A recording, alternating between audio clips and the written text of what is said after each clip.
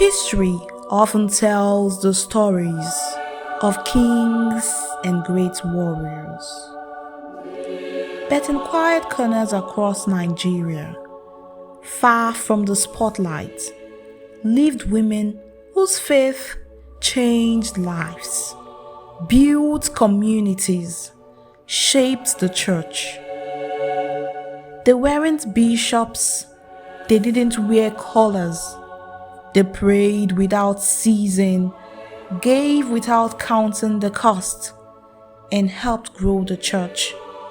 One song, one sacrifice, one soul at a time. What you're about to hear is a window into their world, a tribute to mothers of mission, women of strength, and saints of the everyday. This is not just a documentary, it is a celebration, a remembering, a thank you. These are the unsung Catholic women heroes of faith in Nigeria.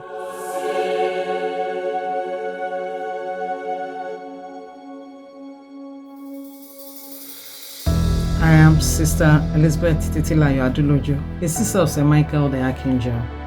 I'm the coordinator and editor of the Unsung Heroes of Faith, Outstanding Catholic Women in Nigeria.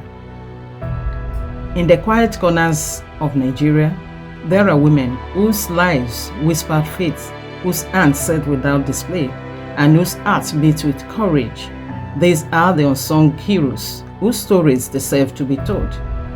This project, born from an initiative and vision of Pan-African Catholic Theology and Pastoral Network, PATPAN, in collaboration with the Dictionary of African Christian Biographies to honor their impacts and contributions to the church, the communities, and nation at large. What we discovered was not just testimonies, but legacy stitched into every prayer, every sacrifice, and every act of love. Mrs. Cecilia Adeola Ojo was a devoted Catholic, educator, and community leader from Igbemo, Ekiti, Nigeria. She pioneered Catholic evangelization efforts in the Ekiti diocese, founded key religious organizations, and balanced leadership, family life, and entrepreneurship. Her influence extended beyond her household, fostering close relationships with clergy, mentoring women, and strengthening Catholic presence in Ekiti. Her kindness promoted inclusivity, supported the less privileged, and mediated conflicts with wisdom. Her faith was deep-rooted, reflected in her leadership roles in pious societies such as Legion of Mary, Sacred Heart of Jesus, and Immaculate Heart of Mary. Despite facing opposition and personal challenges, Mama Cecilia remained steadfast in her faith, refusing to compromise her principles. Her impact continues through the Catholic Women Organization, Legion of Mary, and many lives she touched, including her first daughter, who is a religious of the Congregation of St. Louis, and her son, a priest in the Catholic Diocese of Ekiti. Her life continues to testify to the value of resilience, devotion, and service, a legacy that inspires generations. When my mother Cecilia, for her faith was her life. She was one of the first, to be baptized as a Catholic in Ekiti. In those days, she was one of the first women to have education and to be educated by the Sisters of St. Louis. So she exuded that. She wanted to share that with everybody. She wanted everybody to have the same kind of opportunity. So it's like, just let me go and I'm going to reach as many people as possible. She wanted to evangelize. She was a Legion of Mary. She was at the stage one of the officers in Ekiti, and once a month they will gather other legionaries and they go to villages, rural places, all the outstations, and do what they call peregrinatio, which is like a walking evangelization house to house. And to God be the glory, today all those outstations and rural places have become big parishes in Ekiti diocese. Hauwa Hoomkwap was born in Shandam, Plateau State, and was a trailblazer in governance, faith advocacy, and leadership. She earned a degree in political science from Ahmadu Bello University, followed by further studies in Manchester and Jos, solidifying her intellectual foundation. As Plateau State's first female commissioner in 1979, she transformed healthcare, revenue policies, and rural development. A pioneering businesswoman, she founded Tamin Nigeria Limited, mentoring young professionals. Kathryn was a devoted Catholic leader, serving in the Catholic Women Organization and Catholic Association of Nigeria, advocating for women's participation and interfaith dialogue. She represented Nigeria in Vatican delegations, contributing to global discussions on women's rights and healthcare reforms. Despite challenges, including imprisonment and political resistance, she remained steadfast in her values. Her legacy as a principled leader, mentor, and advocate continues to inspire generations, leaving a lasting impact on governance, faith, and social justice. My mother, Kathryn, was an enigma. She believed so much that her last paper addressed the question, can a politician be a saint? In a few words, I would describe my mother as a woman who loved God, family, and nation. She was fiercely ethical, had an attitude of excellence in everything she did. She was and is still my hero. Reverend Mother Mary John Baptista Lazzari was a devoted Catholic leader, educator, and spiritual mentor whose life exemplified faith, humility, and service. Raised in a devout family in Lagos, Nigeria, she cultivated a deep sense of vocation that led her into religious life.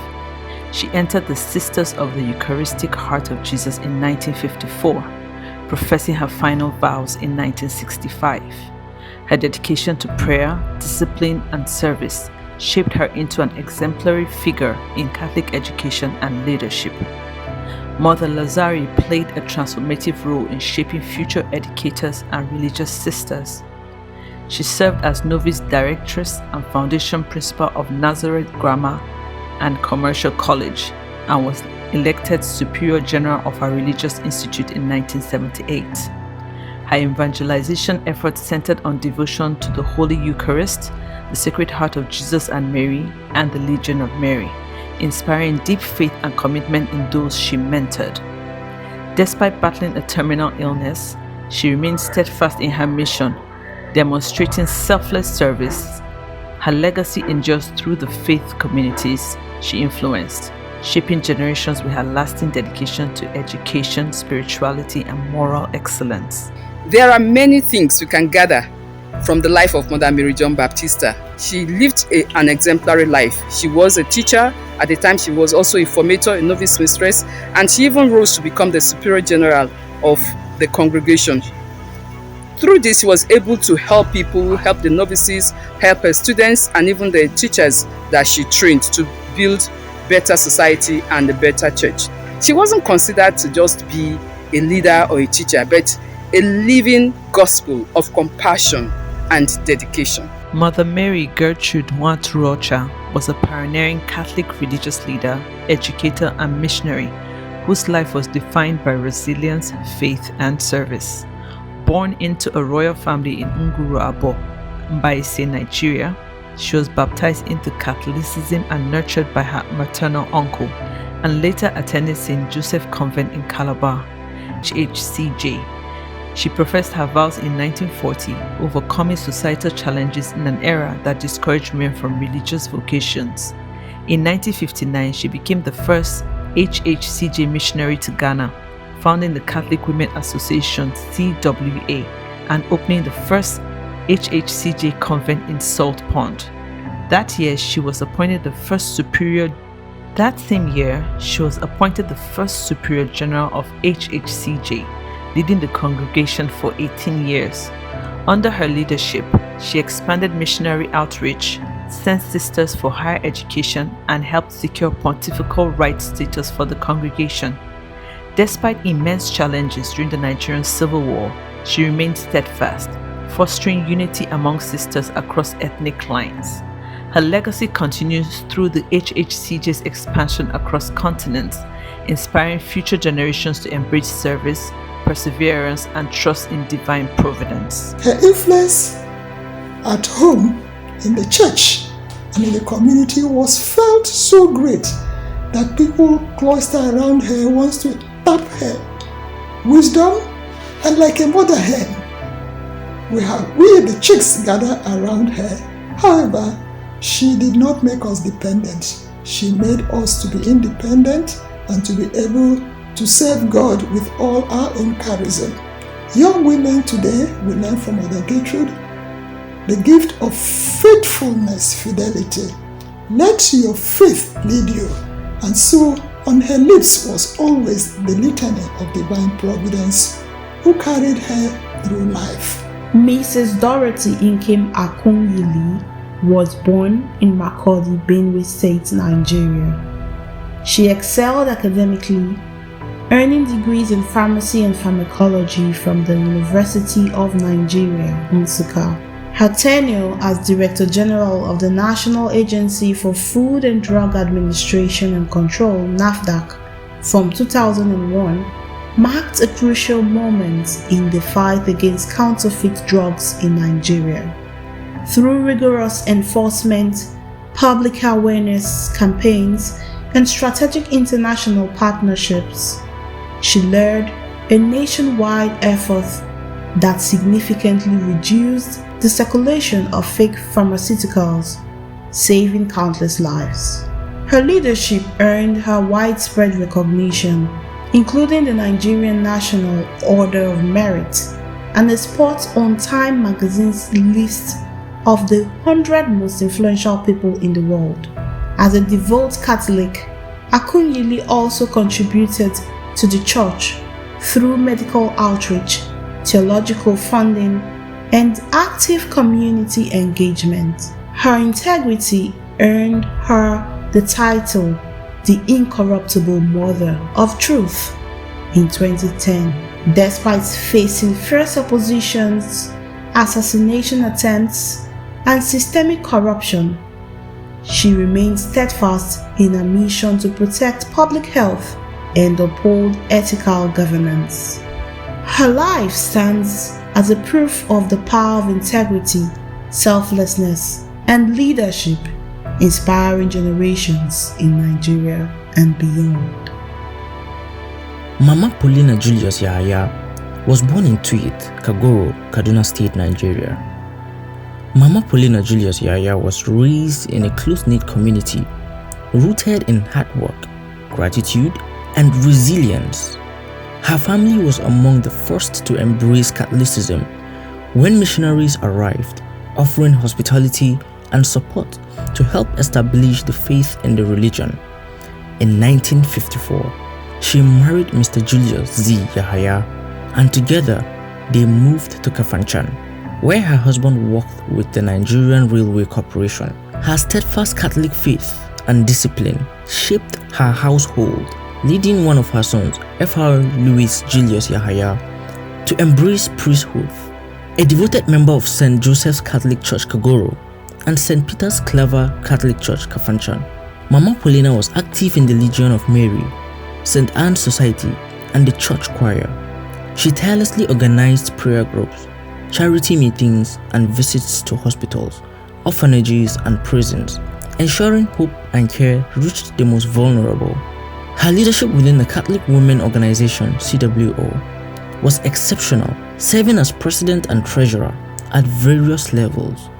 She mentored women, strengthened marriages, and uplifted communities, demonstrating that faith is most powerful when expressed through love and kindness. Though she passed on June 19, 1991, her legacy continues to shine, reminding all that true leadership is built on compassion, wisdom, and dedication. Mama Anna Inyang Tanko was a devoted Catholic woman born in Aduengida, Kaduna State, Nigeria. Raised in a deeply religious family, she remained steadfast in her faith, which grew even stronger after marrying evangelist Christopher Tabat Tanko in 1949. Together they had 10 children, 3 of whom dedicated their lives to serving the church as priests, a religious sister, and a woman catechist. Following her husband's passing in 1965, Mama Anna single-handedly raised her children, instilling in them strong moral values, discipline, and spirituality. Her devotion to the Blessed Virgin Mary was profound, and she became widely recognized for organizing daily rosary prayers for children and youths in her community, earning her the affectionate nickname Mama Block Rosary. Mama Anna played a significant role in informing the Catholic Women Organization, also known as Zumutamata, Mata, in spreading the Catholic charismatic movement, ensuring that faith remained vibrant in her community. Her deep spirituality, compassion, and commitment to faith made her a beloved figure, respected for her guidance and biblical teachings. She remained dedicated to daily mass, hymn singing, and community leadership, leaving behind a remarkable legacy of devotion, service, and love. My mother, Anna Tanko, was a great woman of virtue. She lived an exemplary life. She impacted so many things in her community, and her lifestyle was very, very simple. She didn't make things difficult for herself. She accepted things the way they came, and because she was a prayerful woman, even with her little knowledge, she was able to still read the Bible in Hausa and then teach the community how to say the rosary, how to say the church's prayers in Hausa. She was a woman full of humility. She does not accept, even if you attack her, she does not answer. Born in 1938 in Obiehe, Asa, Abia State, Nigeria, Ezinne Anna Welewechi Nwancha was a pioneering educator, devout Catholic, and a pillar of her community. The only surviving child of her parents, her name, Welewechi, meaning place your trust in God, became her life's mission. Guided by a visionary father who defied cultural norms to invest in her education, Anna became one of the first female teachers in her region, blazing a trail for generations of girls. Her academic brilliance and spiritual discipline earned her admiration and imitation, turning her into a local symbol of hope, devotion, and purpose. Though she never married, remaining celibate at her father's request, Anna embraced singleness as a sacred vocation.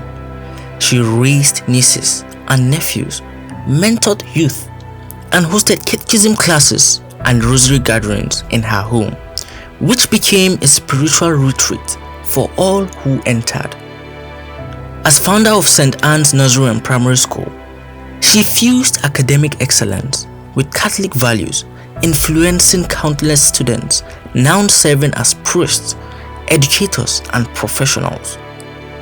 Founder of St. Anne's Nursery and Primary School and leader in various church societies, Anna transformed her home into a spiritual hub.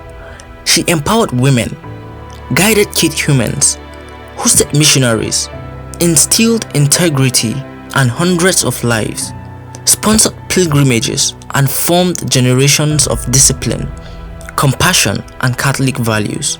Her legacy is etched not only in the lives she shaped and students she taught, but also in the community she uplifted through untiring services, tireless faith, and selfless love. Reflecting on the life of late Ezinne Anne Nwancha, Miss Nwancha as everyone knew her, one cannot help but see the power of faith at work, not just in church, but in how she helped heal broken hearts and rebuilt communities.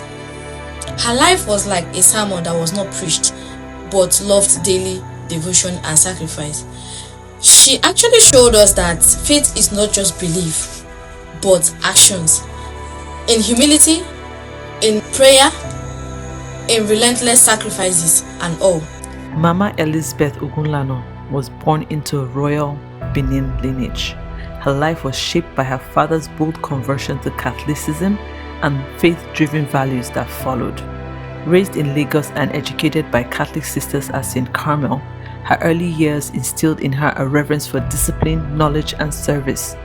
She began her career as a teacher at Ibadan Boys High School, known for her passion, wit, and dedication.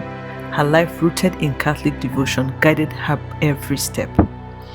She converted her husband and formalized their union in the church as Iya Ijo, chief matron.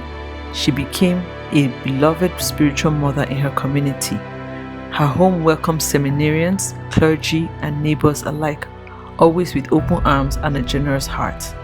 Her guiding mantra, "Always strive to be a saint," shaped how she lived, loved, and led. Mama Elizabeth was also a community counselor, spiritual mentor, and quiet philanthropist. She led with quiet authority, shaped lives with firm compassion, and lived out her beliefs in actions, not just words. In her final days, she spoke of a mystical garden of roses, a vision so vivid to her that later inspired a rose garden planted in her memory. She passed away peacefully after receiving Holy Communion in 1986, her departure as sacred as the life she lived.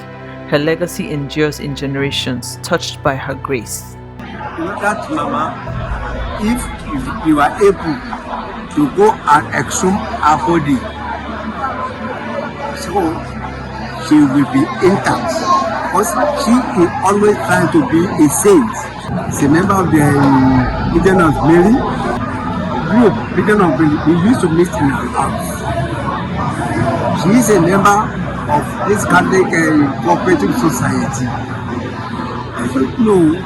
Very, very humble. What can I say again?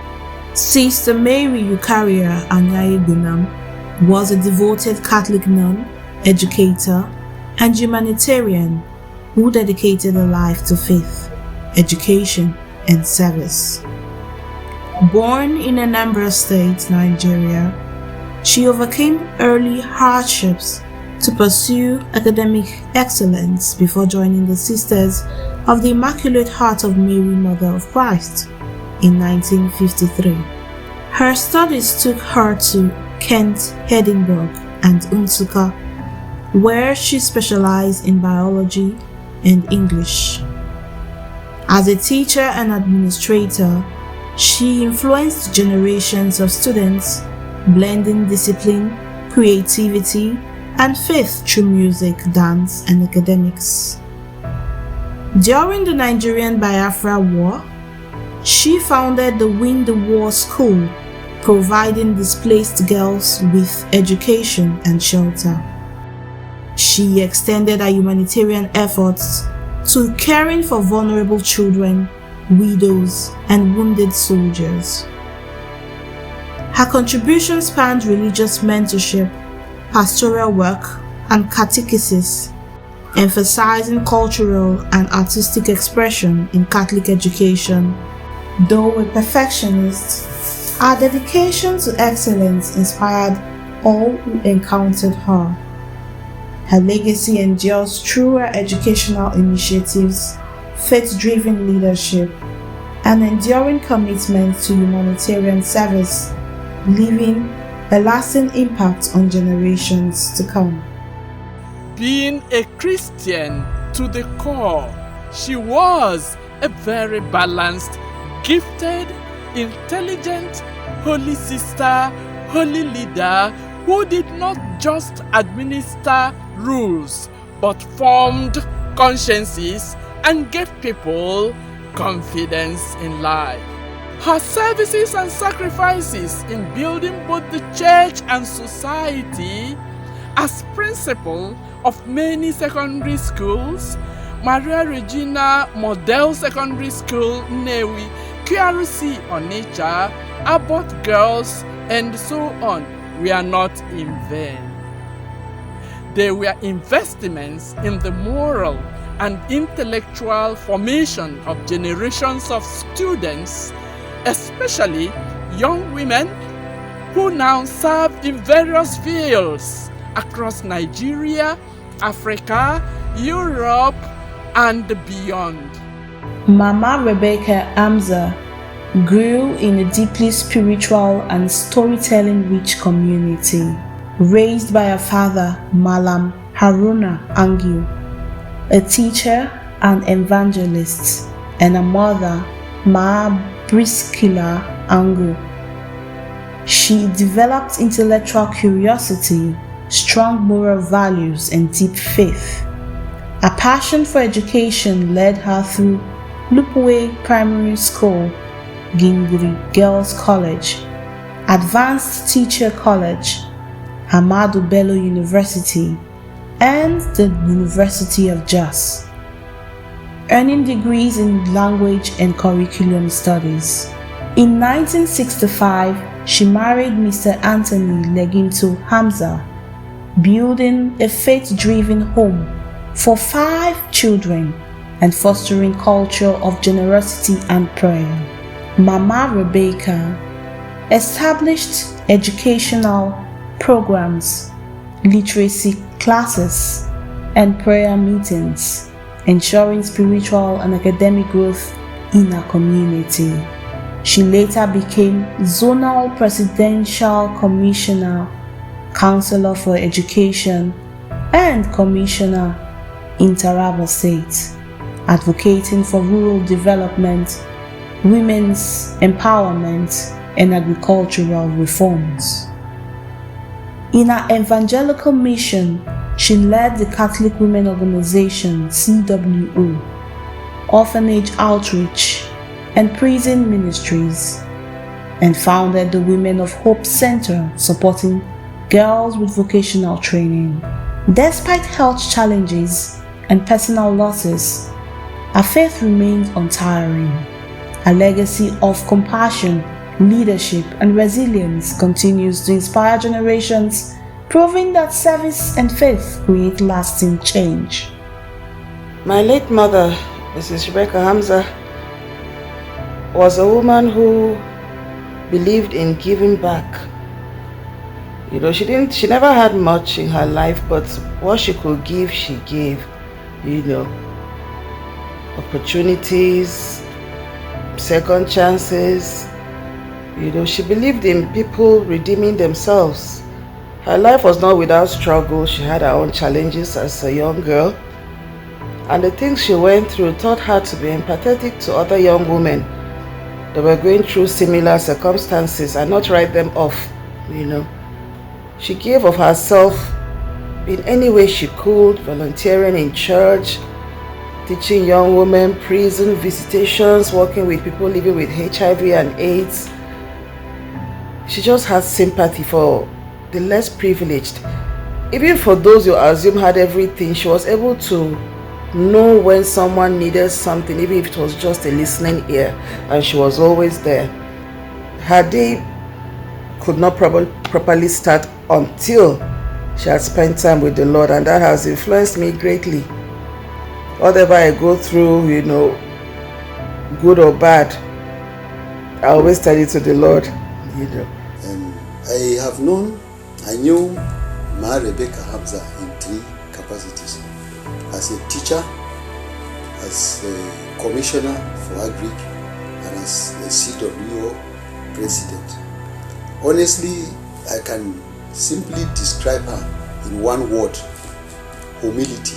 She has been of great service to the church and to the people around the community. And one great thing about her is that she has always been there.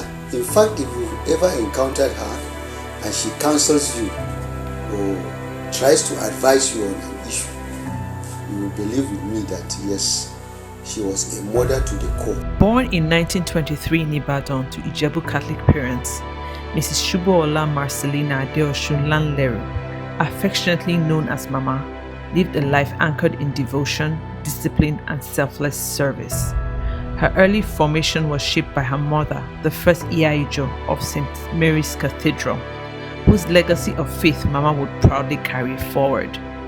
Educated and ambitious, she trained as a teacher and nurse but flourished as a trailblazing textile merchant, traveling abroad for business. It was on one of these journeys that she met her husband, beginning a family life defined by love, loss, resilience, and structure.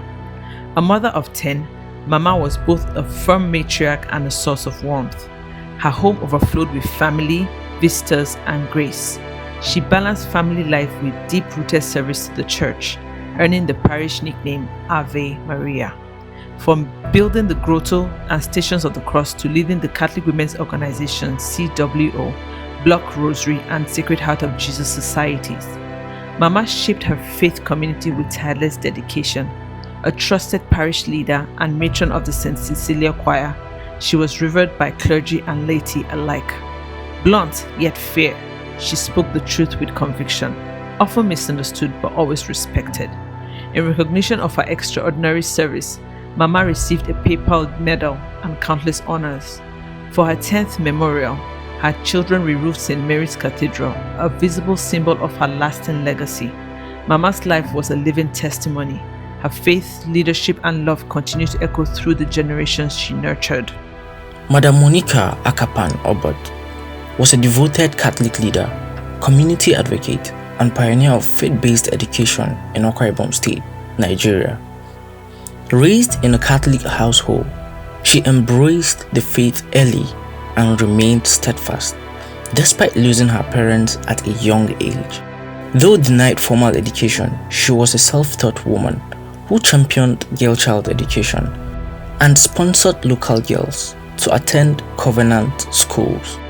She married a police officer but returned to her family due to childlessness, dedicating her life to mentoring adopted children and catechumens. A tireless evangelist, she helped establish the Catholic Church in Ekpeyong, Atai, building the first parish with mud and bamboo. She founded the Legion of Mary in her community and mentored women through the Saint Monica Society. Her contributions were recognized with a papal medal in 1960. Madam Monica also fought injurious cultural practices, advocating for widows and supported the poor. Madam Monica's legacy endures through the memorial hall named in her honor and deep respect she earned within the church. Her strong faith, leadership, and generosity continue to inspire generations in their pursuit of service and spiritual commitment. She was a saintly woman. I mean, there are a series of testimonies about this woman, how she loved praying, how she loved the church, how she loved the priesthood, and how she would walk several miles, kilometers to worship, to pray. She knew all the devotional prayers off by heart, and she knew the history of the church. She was an inspiration. There is a hall, as far as I know, the only church hall we have in my parish is dedicated to Ma Monica. And I must also mention that perhaps in our church there are many saints who are not canonized. For me, as a parishioner, as an indigene of St. Anthony's Parish, I think that Ma Monica Obot is our own saint. And so perhaps I won't be wrong to say, St. Monica Obot, pray for us. Mama Maria Gbolagun Fasemu, lovingly known as Yaya, emerged as a pillar of strength in spirituality and selfless service. Raised under the watchful care of her grandmother, she inherited a legacy steeped in tradition, resilience, and moral grounding. Though her early life embraced Yoruba traditional religion, Yaya experienced a profound spiritual transformation and embraced Catholicism in 1970. She was devoted to daily mass, the rosary, and service through the Legion of Mary and Sacred Heart of Jesus and the Immaculate Heart of Mary societies. Despite lacking formal education, Yaya possessed remarkable wisdom and entrepreneurial grit. She spun, dyed, molded, and traded with skill and dignity. Her perseverance ensured her children thrived, especially her youngest son, whom she educated against all odds. Yaya's life overflowed with compassion and unity. Her legacy was etched not just in family history, but in collective memory of an entire town. Her journey wasn't without sorrow. She faced widowhood, poverty, and personal loss, but she never wavered in her love for God or others. For her 105 years she served, inspired and uplifted. She passed on peacefully and was buried with reverence at the Sacred Heart Catholic Church in Emure, Ekiti. Yaya's story is one of quiet grace and indomitable spirit. Mrs. Rosemary John Asko came from a royal family in Ibaku, Itam, Itu local government area, Akwa Ibom State, Nigeria, but was raised in a hard-working farming household. Her upbringing instilled in her discipline, resilience, and self-sufficiency, shaping a strong work ethic and deep appreciation for agriculture. She embraced Catholicism after marrying Mr. John Asko Akpan from Iba Oku Uyo. Together they had 7 children, whom she nurtured with love, faith, and devotion. Fondly called Mma Rosemary, she seamlessly balanced religious commitments and family life. Despite the demands of farming, she prioritized family prayers, Bible reading, and active participation in church activities. As a dedicated member of St. Peter's Catholic Parish, Ibaoku, she served in Catholic Women Organization, Nka Adiha Obong, the Legion of Mary, mentoring young women, preparing them for marriage, and offering spiritual guidance. She was known for her home visitation and hospital prayers, providing comfort and support to those in need. A pillar of service and dedication, she contributed to church development through cleaning, community farming, and fostering unity among women. Until her passing in October 1999, Mrs. Mary John Asko remained an ideal of devotion and mentorship, leaving behind a legacy of faith, resilience, and selfless service that continues to influence generations. Rosemary was a very active and committed Christian. She was a disciplinarian. We used to call her a Katitian, that is the mother of a teacher. She was one of those that really be called a foundation, a good builder, and a mobilizer, and someone that every individual could emulate.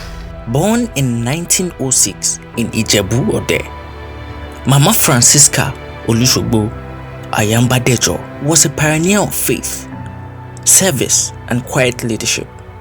Among Nigeria's first certified female clerks, she built a life that harmonized professional excellence with deep-rooted Catholic devotion. Together with her husband, Mr. Peter Ayanbadejo, she raised 8 children in a home grounded in discipline, love, and prayer.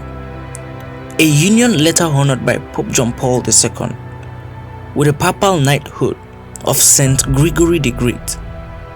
Her life radiated service beyond titles. As church warden and a pillar of St. Sebastian's Cathedral, she swept pews before dawn, led prayer brigades, supported seminarians, and hosted joyful Christmas Eve feasts for widows and parish choirs. Her rosary beads were both prayer tool and symbol, making the rhythm of her faith. Mama's legacy endures not in grand monuments, but in voices she nurtured, the vocations she supported, and the quiet acts of love that shaped generations. Her story is one of grace in action, a portrait of holiness lived out in everyday faithfulness. Madam Anna Dabo was a pioneering Catholic leader in Tivland, Nigeria, born around 1903. She embraced Christianity despite growing up in a deeply traditional Tiv family and was baptized in 1918. Lacking formal education, she learned through missionaries and her husband, Mr. John Adzuana Dabo, the first Tiv Catholic catechist. Her marriage in 1923 became a partnership in evangelism, transforming their home into a center for prayer and education. Following her husband's death in 1951, she emerged as a key figure in Catholic leadership, organizing women's groups, catechism classes, and advocating for social justice. She spearheaded the Catholic Women Organization CWO in Tivland and championed girl-child education and support for widows and orphans. Despite facing resistance due to her strong moral stance, Anna remained steadfast in her mission, mentoring women and shaping religious life in the region. She passed away in 1988 at the age of 85, leaving behind a legacy of faith, leadership, and service that continues to inspire generations. Chief Mrs. Teresa Modupe Sholola was a devoted Catholic leader, educator, and humanitarian whose life embodied discipline and service. Raised in a devout family in Ijebu-Ode, Nigeria, she pursued education in Nigeria and the United Kingdom, becoming a skilled teacher and mentor. Her marriage to Mr. Stephen Sholola was built on love and faith, and she instilled strong Christian values in her children. As a pioneering leader in the St. Anne's Catholic Church, Abeokuta, she founded the Catholic Women Organization and revitalized the Christian Mothers Society, leaving a lasting impact on women's role in the church. Beyond leadership, she actively engaged in evangelization, composing hymns, and mentoring parishioners. Her generosity extended to priests and religious sisters, offering hospitality and support. Her legacy was honored posthumously in 2023, recognizing a lifelong commitment to faith and community. Chief Mrs. Sholola remains an enduring symbol of resilience, humility, and devotion, inspiring future generations to embrace service and uphold Christian values. The message that the story of late Mrs. Teresa Modupe Sholola carries for young women can be classified under the following: 1. Contentment. 2. Perseverance. 3. Hardworking. 4. Tolerance. 5. Be disciplined. 6. Full commitment to God, even in the face of challenges of life. 7. Be a prayer warrior. 8. Love unlimited to all assemblies. This initiative has been more than documentation. It has been a sacred act of remembrance and honor to these women. And as we elevate their voices, the voices of these unsung heroes, we open new pathways of inspiration and deepen the wells of faith within our communities and nation. Their stories now stand as authors of remembrance and encouragement, reminding us that true heroism and often wears humility and works in prayers. May this be the first of many steps toward recognizing the women whose spiritual footprints shape our church, our communities, and our nation. Thank you. For our unsung heroes, they had no microphones, no marble tomes, no Vatican declarations, but they had God. They had love, grit, prayer, and fire. Through their hands, the Nigerian church grew strong. They built altars, raised children with scriptures, and turned humble homes into holy ground. Let us not forget them. Let us teach their names. Let us echo their courage. Because sainthood often wears a wrapper, kneels in dust, and prays before dawn.